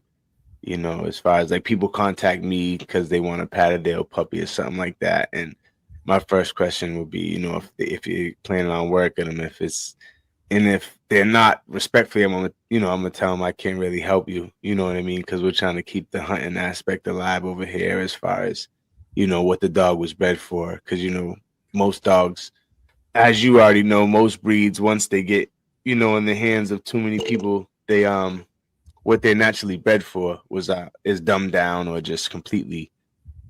Some breeds is kind of like gone. You know what I mean? But For sure. Yeah, yeah, I mean, I don't breed dogs, so I don't really have a say in that. But I can say if I get a dog and it doesn't turn out, I'm not a hard cull kind of guy. I'll cull it from my program, but yeah, you're not, I yeah, give it to someone as a pet or, yeah. or some other job. Like, so let's say the dog's not pet quality, it's too Mhm. hyper. Let's say I had a little terrier, for example, it's too Yeah, that's soft. what I was saying. As far as that was kind of my question. As far as like even Patterdales, how do you feel about them? As far as like being house dogs or Yeah, people getting them for pets, kind of like how we was talking about how people get collies and it's kind of like completely bad idea if you don't plan on working them. I kind of think the same. I know several people I knew had Patterdales and they just planned on working them, but they didn't work them enough, and the dog kind of like just ended up like a wild house wrecker.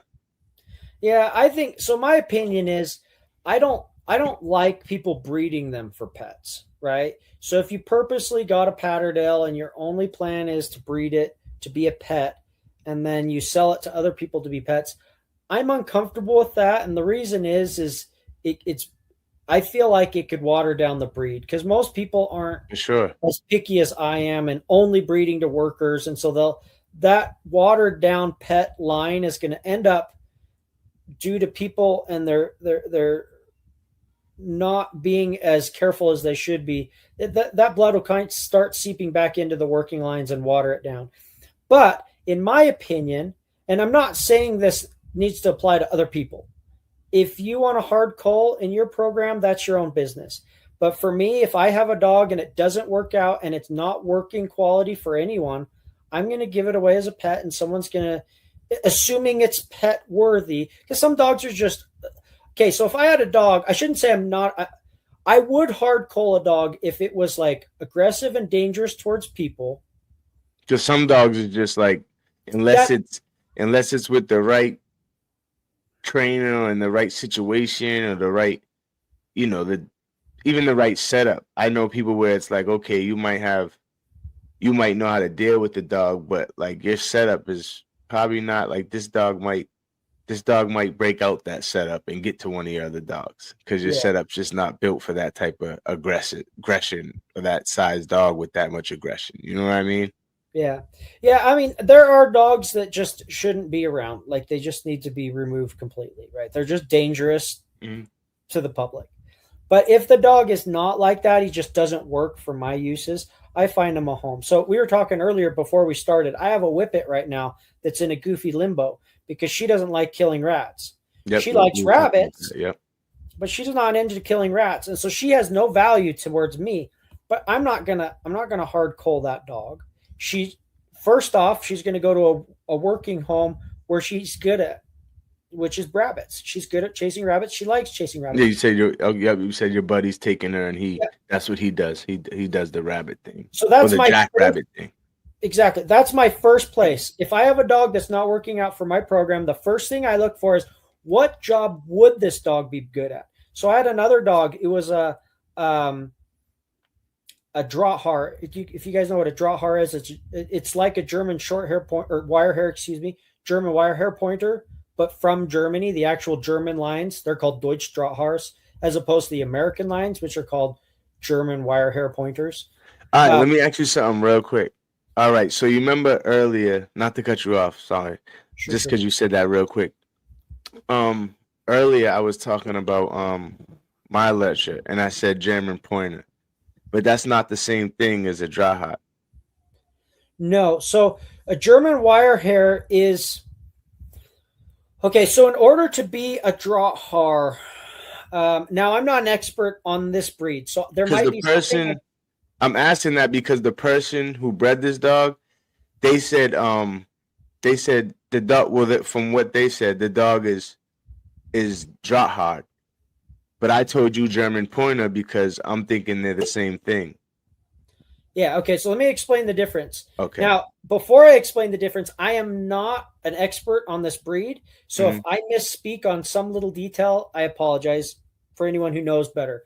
But according to my knowledge and understanding, which is limited, this is the difference. So a Deutsch Drahthaar, they have a certain criteria of working tests that the dog has to pass. And in order for the dog to be given basically a credential that allows them to breed, they have to do X, Y, and Z. They have to like follow this track, and they have to retrieve this bird, and they have to like show this physical ability, and they just have a list of things that they have. That's the level of test, yeah. And if they do not pass those tests sufficiently, they are docked and they're marked unbreedable. And if you do breed the dog, you're welcome to, but those puppies will not be Drahthaars. They will be German wire hair pointers. Okay. The German wire hair pointer, you could have a dog with 3 heads and 1 leg. And as long as the parents were both German wire hair pointers, you can then breed that dog or whatever it is. And I used a ridiculous. They are the same blood or the same. So they are the same blood, the same look, and all that. It's just you're only a Drahthaar if you pass those level of tests. Yep. And if you don't pass those tests, you're a German wire hair pointer. Now, are there German wire hair pointers that are better than most Drahts? Sure. But because maybe they didn't get tested, they might have not got tested. Okay. So that's the thing. The dog has to pass those tests. It doesn't mean he has to be able to pass those tests. If nobody run him through the tests, you have no idea. Yeah, he could be kind of like sports where they say that the best people in the city never really make it to the NBA. Exactly. They got shot in a drive-by, or they decided to pursue a law degree or whatever it is. Yeah, exactly. Yeah.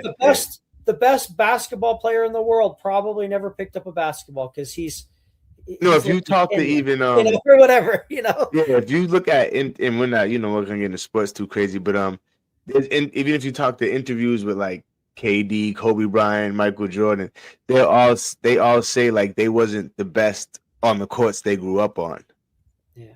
They're just the ones that stayed focused in school and stuff like that, but they wasn't the best in their city or the courts they grew up on. They all know someone that was like better than them. That person just, grades wasn't up or got into trouble or, like you said, pursued something else, but he was actually better than them. He just didn't pursue it or whatever.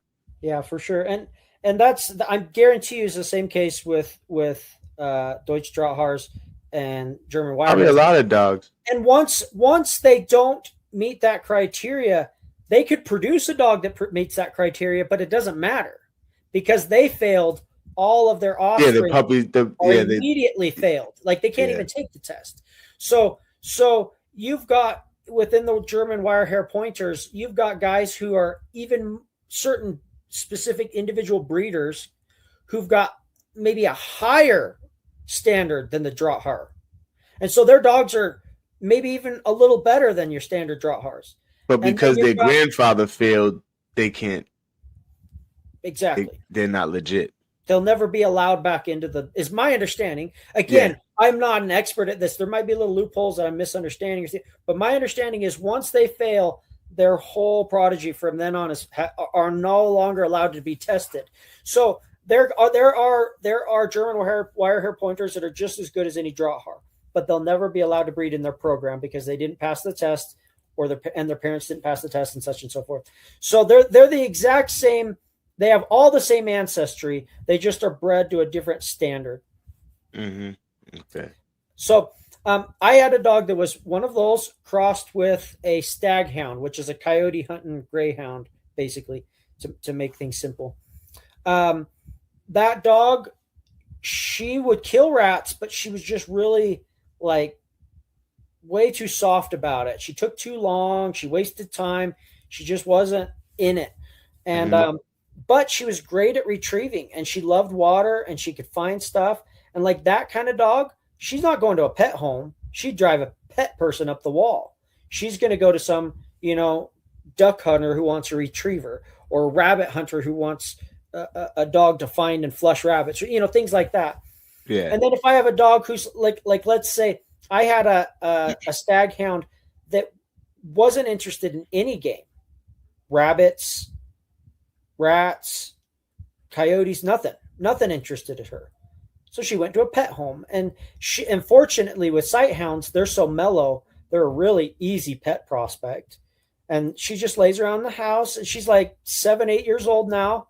I gave her away a long time ago, and my buddy still has her, and I see her like once a year or something. I'll go to his house. Usually he comes to my house, so I don't see her very often. But when I do to go to his house, I see her, and she's still there. So that's kind of my way of doing things, regardless of the breed. I customize to that dog's abilities, strengths, and weaknesses, and I find them a new home. I have yet to have a dog that's like so bad I have to put it down. I've never had that, but I'm sure someday I'll get some dog that is screws loose and nobody's home is right for them. Right? Yeah, I've never it's dangerous for the public. Yeah, I'm not gonna release that dog to the public. I'm gonna take care of it. Yeah, we've helped with a couple different adoptions over here at Livy Life Dogs, and yeah, we never ran into any situations where it was like the dog just couldn't be put anywhere, and not a lot, what I mean? We're just, but people do contact us for things like that, helping getting, I don't want to say get rid of a dog, but finding a dog, a new home and stuff like that. So we helped out with a few things like that. It's always fun to help out with things like that. But yeah, we haven't ran into anything where it's like, okay, this dog just can't, just shouldn't be in any home. So that's always a good thing. Yeah, I'm lucky that hasn't happened yet, and I hope it never happens. That'd be my preference. Yeah. What's our Mountain Strong Kennel? I have some small Haler Terriers cross dogs that have been more gritty than my Hurler. Okay, yeah, Halers are so much more healthier and smarter than my Terrier side. The mother is a Patterdale Bull Terrier, father Haler. Yeah. Yeah, that sounds like a fun cross. That really does.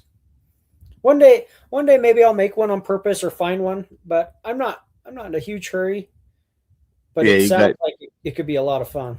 You got your pack's pretty good right now. Yeah. As far as like you said, you like to keep the 3 sizes, and and that's what you have right now. With Bindi taking care of the big stuff. Nice cross, Mountain Strong. That's about far as the breeding fits your needs. Yeah. Oh, someone was asking earlier about my vaccination and worming schedule. I don't have like a very strict regimen. Like I don't have like a calendar that says, oh, I need to do this and do that. I'm not as organized as maybe I should be. But basically what I do is I rotate through wormers.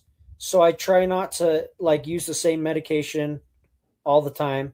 I do have a favorite though that I use more often than others. They call it the triple threat, and it's, man, I'd have to go grab the bottle to tell you, but it's 3 different worming medications in one, and it's supposed to cover everything from the typical hookworms and roundworms all the way up to tapeworms. Um, it's I like it. The guys that had recommend it, they swear by it, and I like it. And then I will rotate through other, just mix it up so that we're not doing the same medications, because you always have to worry about them becoming resistant, the parasites, to the Hmm. whatever medication you happen to use all the time. Then you'll end up with, especially if you have lots of dogs, you'll end up with a resistance to that medication, and you'll still have the parasites. So I try and rotate, but that's the one that I use the most, is that triple threat. And I'm sorry, I don't have the drugs memorized. Those like 3 paragraph long words are hard. I, I'm not the smartest guy in the world, but so I don't even know how to pronounce half of those. I'm like, oh yeah, that one, and I've got a list of them on my computer as to what they cover. So I have a whole Yeah. table. This drug covers this and this and this, and this drug covers this and this and this, and these are pros and cons of that drug. And so I've got a whole table that I reference. I don't have it memorized, the names. But yeah, I worm on a regular basis, but it's not like calendar regular. As far as vaccinations, yeah, I just once a year I give a 10-way, um, and that covers leptospirosis, which is important for me because rats could carry that. But leptospirosis, along with all the other standard vaccinations that everyone else gives anyway. Um, but yeah, I just do that once a year for my dogs, and then I obviously keep them up on their rabies vaccinations too. But I don't have a like really precise. I'm not like Tom Gardner. Every yeah, every This like 90 days calendar. I Yeah, deworm them, and yeah, yeah. yeah. What do you do as far as feed? Are you like a kibble, raw, both? I'm all raw. Yeah, I feed pretty much the stuff we're catching. I mean, I don't feed raccoons because they carry too many weird diseases and parasites and junk. If I was to start feeding raccoons, it would be because I'm hitting up hard times, and I would probably cook it. They just have so many just noxious parasites in them, and I mean, we hunt them. Maybe I'm just being a total hypocrite. Our dogs hunt them. They swap saliva and blood. Heck, they probably should just be eating them. But I People don't eat know, them. man. They just carry such noxious diseases and parasites. It just makes me nervous. And like I said, maybe I'm just a total hypocrite. They're already swapping blood and saliva. Why not just let them eat them? And sometimes the dogs will eat a little before you get there too. So I had a bulldog that would bite so hard that their chest would be popped open, and then he'd start slurping. And if you didn't get there quick, he'd be full. Yeah. But most dogs don't do that. They have such a hard time that the coon's never dead before you get there. You never have to worry about that. But that dog, you had to worry about him not just killing it before you get there, but killing it and start eating it. Yeah. But So do anyway, you, so me personally, I'm not speaking out against anyone who does feed raccoon. I just, man, it just makes me nervous. So I don't feed coon, but everything else, the beavers. So basically, what I do is I split it up on size. Little stuff goes to the mink, big stuff goes to the dogs. So, and the cutoff point is like a domestic rabbit. So, like, I get a lot of like old laying hens, roosters. Um, Sometimes we'll get like domestic rabbits, things like that are given to me for free. And those can go either way. That's like the middle ground. They might go to the mink, but they're probably going to the dogs. Anything smaller than that, and it's almost exclusively to the mink. So squirrels, rats, muskrats, that kind of sized animal, pretty much exclusively mink. And then you get the big old beavers or yeah, like, and that's what mink would be eating in the wild. yeah, exactly. So like beavers, geese, just like the bigger stuff, predominantly to the dogs. One thing they will eat kind of in common, like I said, like domestic rabbit, chicken, and that might go either way, but it's going to go mostly to the dogs. But one thing we will feed pretty in common are carp, and I don't feed a lot of carp, but when I have access to it, Kind of what I end up doing is I cut off the head, cut off the tail, feed that to the dogs, and then the in between I chop up for the mink because the mink have a hard time eating those big bony gill plates. Yeah. And the tail is like mostly bone with just a little bit. The very end of the tail is mostly is bone with just a little bit of flesh.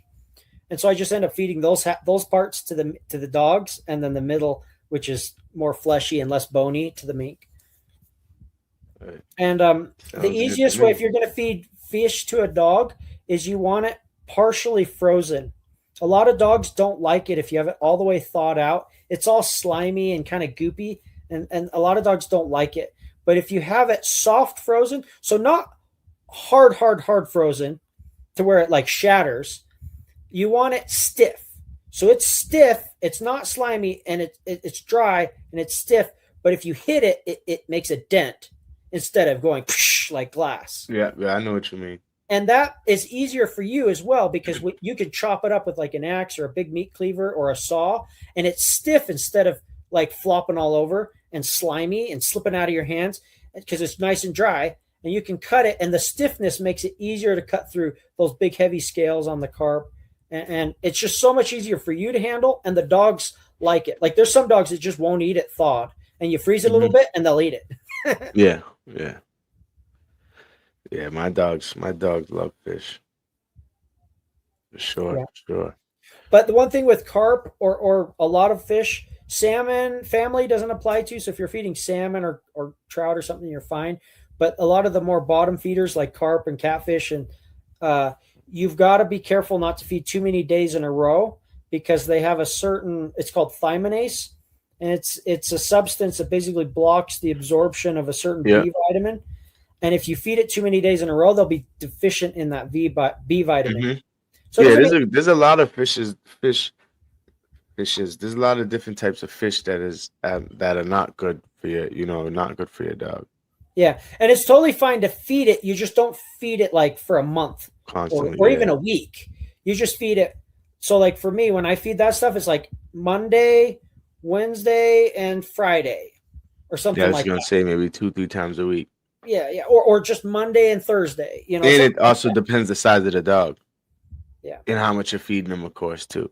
Yeah, but you want to have a day or 2 or 3 of break so that they get that vitamin B that they're missing, and then you give it to it, and it's not going to hurt them at all. It's not like, oh, you're cutting corners and it's not good for your dog. No. Having one day with that vitamin B, that certain I can't remember which, it's B1 or something. I can't remember what B vitamin it is. Whatever them missing that one day is not going to affect them at all. Mm-hmm. It's when they miss it day after day after day after day for a long period, then it causes problems, because it's just normal and natural for animals to eat something with thiaminase. For example, egg, I think it's egg whites. Egg whites, if they eat too many days in a row, they get deficient. And the same reason is not thiaminase, it's a different property, but it does the same thing. It blocks a certain vitamin from being absorbed, and they'll become deficient in it. Well, you just don't feed eggs every day. It doesn't mean you never feed eggs. Just you don't feed it every day. You feed it once a week or twice a week or 3 times a week, but no more than that. Yeah. So there's a question that and actually I'm surprised I didn't see him in here. Biotin deficiency. That's the one with the egg, right? The biotin is from the egg? Yeah, for eggs, yep. Yeah. Yep, you said it. Yep. For eggs too often. He wasn't, I don't think he was in it today, but my good friend Jamie Park, he's he's well known in the Patterdale world. And one of the questions that he brought up, months ago, that's been an ongoing one. And it's more for like the Patterdales when it comes to, earthwork and going in the ground and stuff and like that. But so the question basically was, and people have been going back and forth. Some people say this, some people say that. So it's basically, what would you rather have when it comes to, the Patterdale and the earthwork? Was it mouth or nose? More mouth or more nose? Obviously, there's people that say, most people is like, 50-50. Just down the middle, I'd rather have a dog that, that has enough nose to find everything and then enough mouth to hold everything. So 50-50. But if you had to pick one more than the other, what would it be? So that would be more of a question for my bulldog, because for my Patterdales, I don't really want them, other than rats. I don't really want them getting in there and getting dirty, right? I want a softer dog, and I know that for Patterdale guys especially is a bit of a uh, um, it's not a popular opinion, right? Most No, Patterdale no. guys want their dogs to get in and get messy.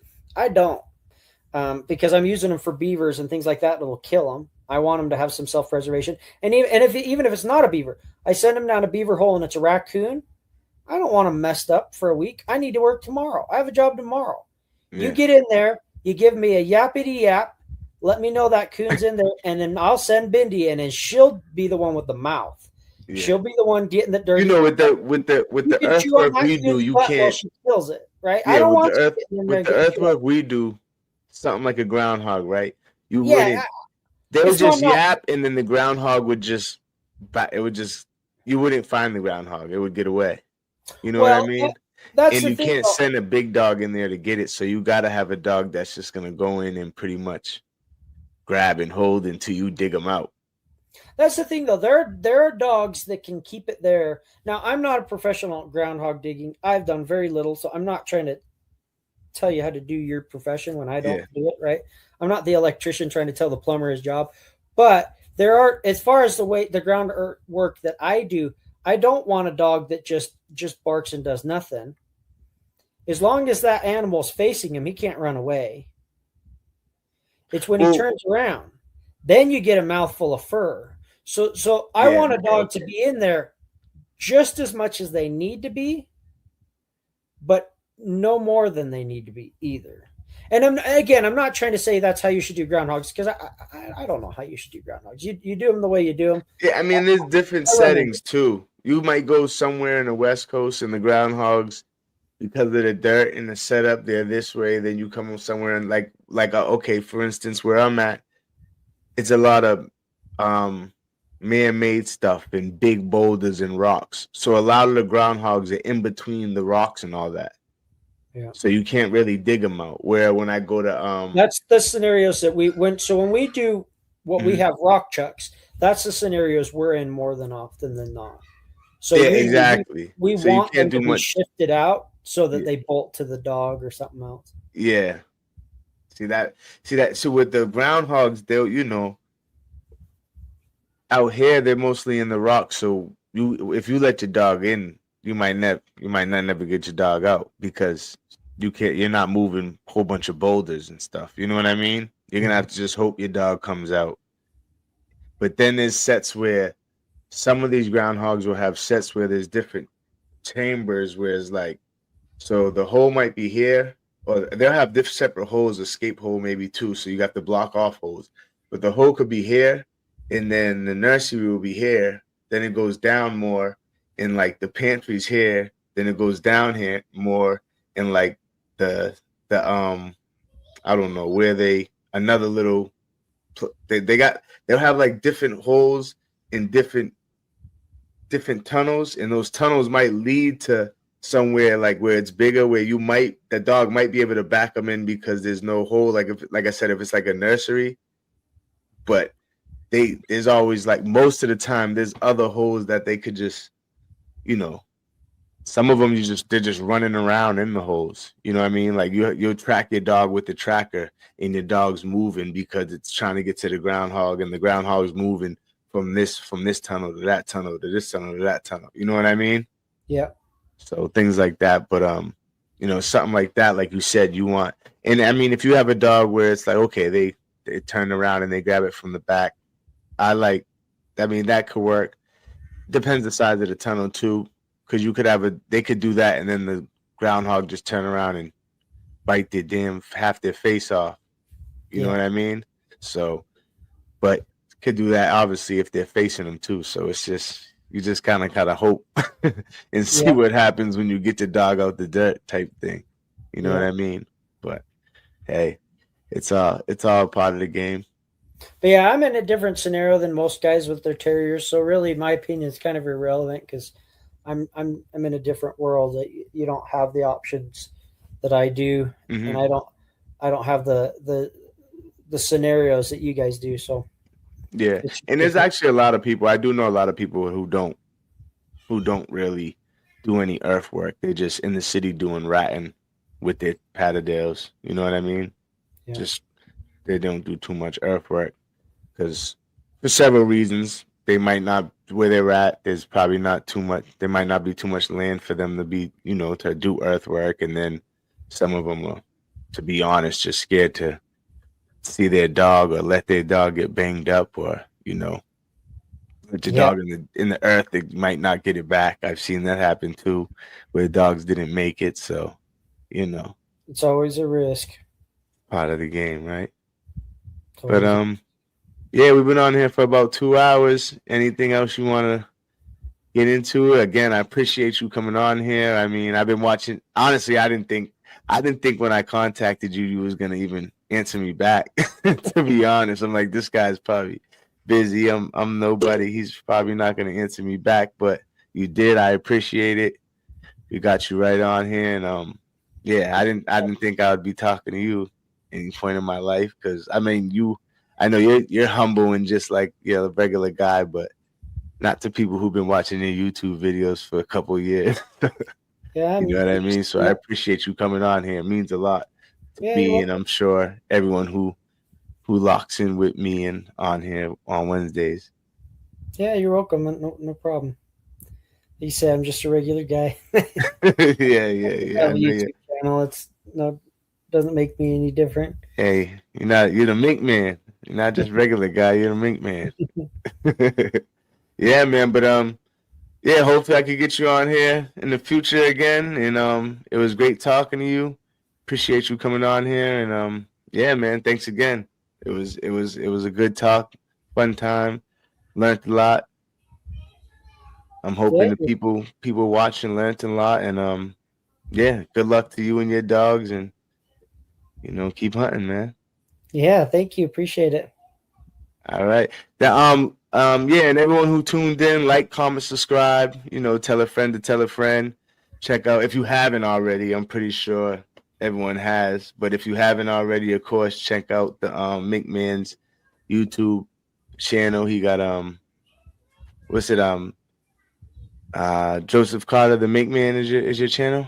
Yeah, yeah. It really, you can just look up mink. I kind of have a monopoly on the word mink, so you can Yeah. just look up mink, and Definitely you're gonna do. run into me first.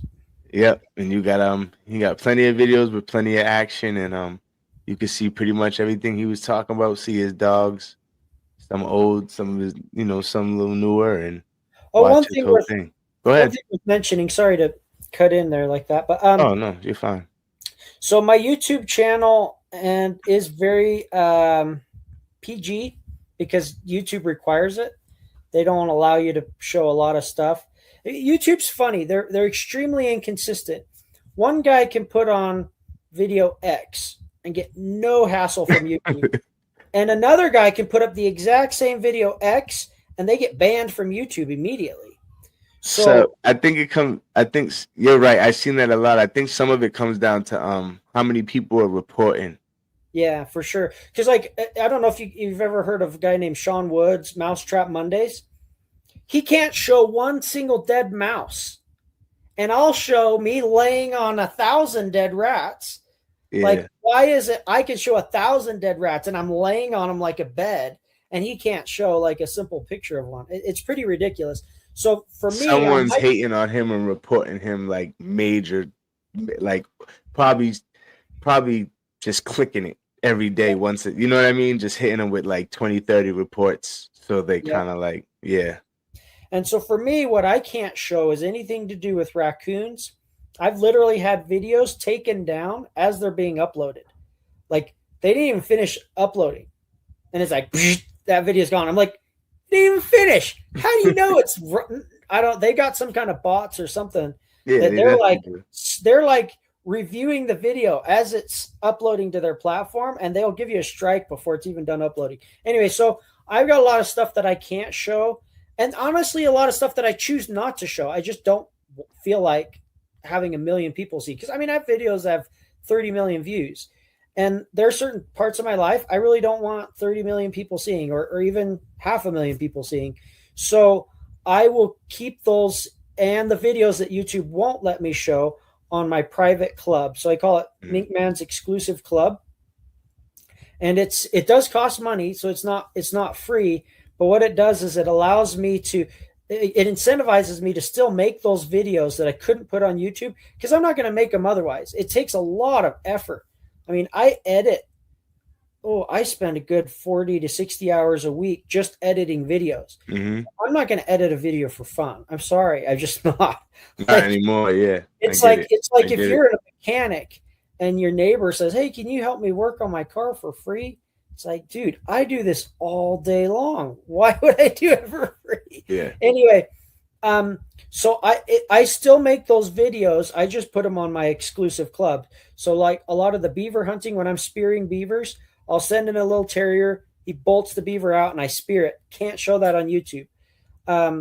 My dog's hunting raccoons. So my pit bull Bindi, she'll tree a raccoon. We'll knock it down with a big long extension pole and then she dispatches it. Or we get a raccoon up in a beaver hole. The terrier bays it, bark, bark, bark, bark, send in pit bull. She goes in, she drags it out and kills it. And I get all of that on film, but it doesn't make it to my YouTube channel because of the censorship on YouTube. So I have my own exclusive club. There's a lot of stuff that I don't put on YouTube. Some of it's just personal. Like I said, I just don't want too many people to see it. Maybe it's like training methods that's maybe a little risque, or maybe I was just gonna say some of your methods. Some people don't like to show their methods to everyone. Yeah, and it's not that I'm like trying to be secret. I just don't want the wrong kooky blue-haired Californian to see it and me to have problems, you know. Mm-hmm. So and the way I see it, if you're willing to pay a few bucks to watch it, you're probably not hating me. I mean, how many people are going to go pay money to watch someone they hate? They might watch. A lot of people will. They might pay once, but they're not going to keep paying. Yeah, and there are a lot of people that'll watch someone they hate for free, but not very many people are going to pay to watch someone that they hate. So I have a very loyal, understanding following there that I can be more open with. I can tell them details I don't want other people to know. When a mishap happens, man, YouTube is brutal when something happens to your dog or whatever. So a lot of times I'm just like, YouTube, you don't need to know. My club, I'll let you know, hey, this mishap happened. Sorry, guys. So they get a lot of news. They get a lot of like training details. They get gory videos that I can't show when the dog grabs a rat and it splits his nose open and he's bleeding all over, or the rat's guts fly out, or anything raccoon oriented. You know, all of that stuff gets cut out of YouTube, and they'll get to see kind of the gory details or like the behind the scenes stuff. So anyway, long story short, or I guess that was really a short story I made long. It's all good. If you want to get the more detailed version, check it out. And you could really just subscribe for a month, binge, and then never come back if that's really what you want. But it's a cool, like I call it, my exclusive club, where you really get the inside version of what's going on. And you get to see all the stuff that, frankly, YouTube just won't let me post. And to be honest, I probably wouldn't want to post, even if YouTube would let me. The way things are going these days in the dog world, we've got to keep our noses clean and our appearance as shiny as we can. And keeping it on a private channel really helps me to be able to be a little more open than it probably really should be, even if YouTube did allow it. So anyway, just a little plug to my club. Go check it out. If you just want to try, please do. Try for a month and binge while you're there, and then never come back. You have the freedom to do that if you want. So yeah, go check it out, guys. Go check it out. And again, like, comment, subscribe, tell a friend to tell a friend. And again, Mink Man, appreciate you. Appreciate everyone else for coming through and checking out the live. And you guys know I'll be back here Wednesday. And everyone have a good night. Peace. Good night.